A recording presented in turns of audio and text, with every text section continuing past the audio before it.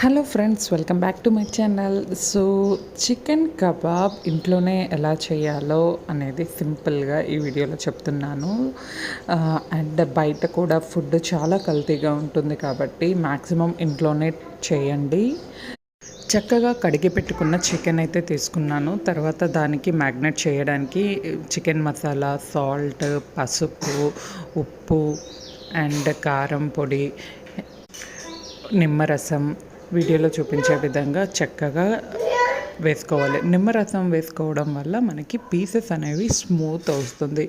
So instead of మనం నిమ్మరసం vinegar కూడా వేసుకోవచ్చు. బట్ వెనిగర్ హెల్త్కి మంచిది కాదు కాబట్టి నేనైతే నిమ్మకాయనే ప్రిఫర్ చేస్తున్నాను. సో తర్వాత మనం దంచిపెట్టుకున్న అల్లం వెల్లుల్లి పేస్ట్ని కూడా వేసుకొని చక్కగా మ్యాగ్నెట్ చేసుకోవాలి.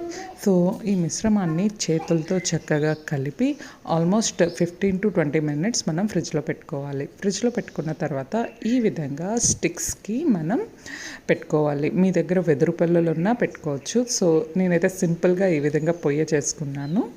సో ఇంకా మంట పెట్టేసి స్లో ఫ్లేమ్లో ఆయిల్ పెట్టుకుంటూ వేడి చేసుకోవడమే. అంతే, చికెన్ కబాబ్ రెడీ. టేస్ట్ చాలా బాగుంటుంది. ఒక్కసారి ట్రై చేయండి. ఐ హోప్ మీకు ఈ వీడియో నచ్చింది అనుకుంటా. Thank you.